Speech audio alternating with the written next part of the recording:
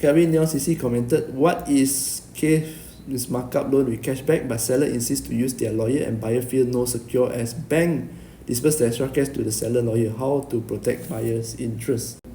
Okay, before I start answering this question, first thing you must know, all of you listening first, this transaction is illegal. You must understand this. It's illegal. Okay, markup loan is illegal. So what will happen in markup loan is like the bank, if they find out, don't ask me how the bank going to find out. Don't ask me.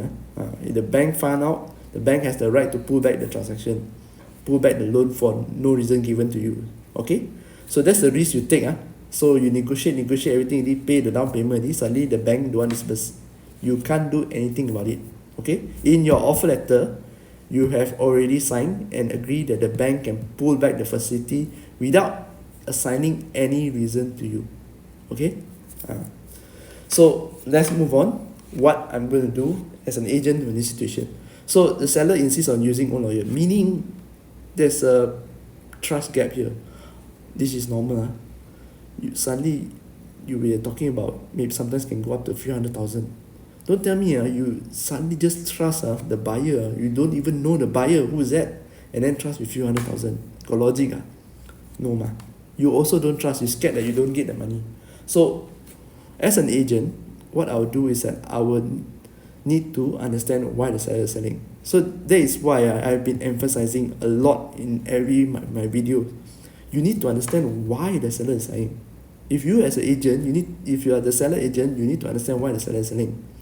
And people, they will never tell you upfront why they're selling. That's normal. Okay, you have to be like working on it for a while, and then you will see. But that was another video for another time. Okay, so if you understand why they're selling, for example, I'm giving you an example. Let's just say they want to have that security of getting the money fast. They thought that if they have the money, they thought that if the lawyer is theirs, okay, they can have the money faster. Maybe they have an emergency of paying the medical bills. Example, they need 50,000 to pay the medical bills. So maybe 100,000, okay? Example, 100,000, which is 20%. Let's just say the house is 500,000, which is 20%. So down payment 50,000. 50,000, they don't get full 50,000. When sign SMP, they don't get full 50,000. Okay, you minus the agent fee, then they are still short of 50,000. So they thought if I control the lawyer, everything is my lawyer, I'll get the money faster. I can tell the lawyer to give me the money faster.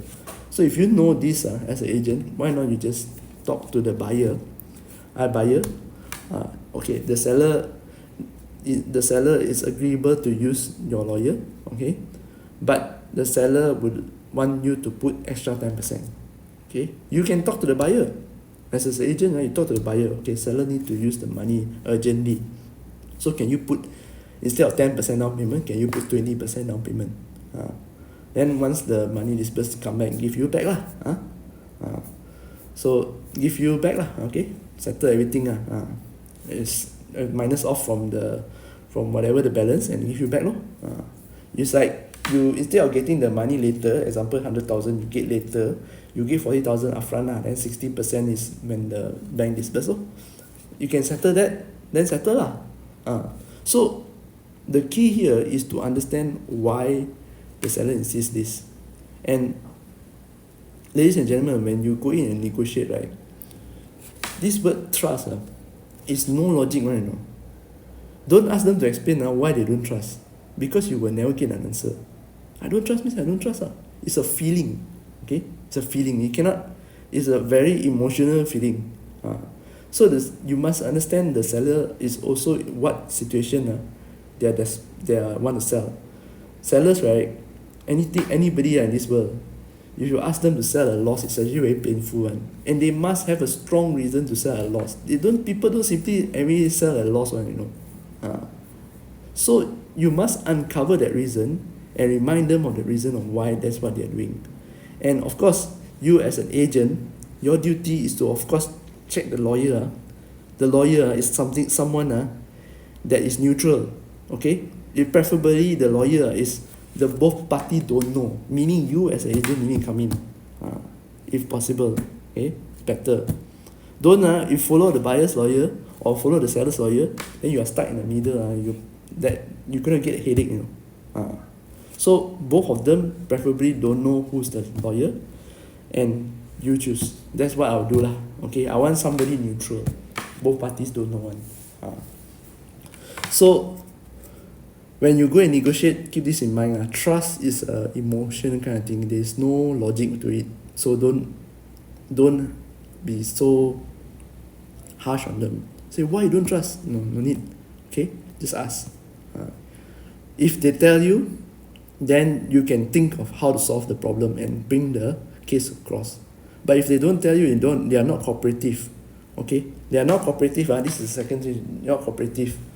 Personally, if they are not cooperative and you still can't come to agreement, I will tell the buyer, never mind, I get you another unit. Okay, meaning it's abort the transaction. Abort the transaction. Yes, I understand there are ways to do it, and there are the ways to do it, and the nitty-gritty I will not be able to explain in the video, but there are ways to do it. But it's not worth the time and also the money, because it will involve a lot of legal matters, legal fees. Okay, that's all I can tell you lah. So if you really can buy that kind of gem, right, and the seller is not cooperative, just abort it. That's my biggest recommendation to you. Find another unit. Don't be so hard up on that deal, because if you to take, you not only will lose a lot of money, but you lose a lot of time. You lose a lot of more money down the road, more time, more opportunity cost done. If you are keep looking, right, you will find this kind of deals everywhere. So it doesn't mean that you have to take all the deals that come to you. Okay, you as a buyer, I will tell the seller the same thing. Seller, okay, so if you insist on not cooperating, I'm sorry, I have to get the buyer a new unit. Okay, so you let me know lah, because I really at my wit's end already. So that time, right, the ball is in the seller court lah. The seller will need to think, will weigh whatever they're thinking or whatever the reason they sell is still valid or not, and is it still valid to hold on to his to the insistence of using his own lawyer, and not to follow. Okay, so they will have to weigh themselves lah. But you as an agent, I as an agent, I will move on. I will just get a new unit for the buyer, since the buyer is already there, or the co-agent is already there. Alright, so I just get a new unit. So I hope that answers your question.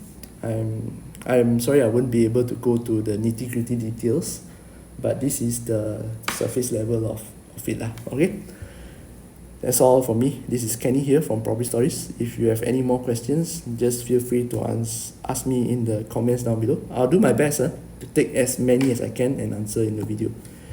See you next time.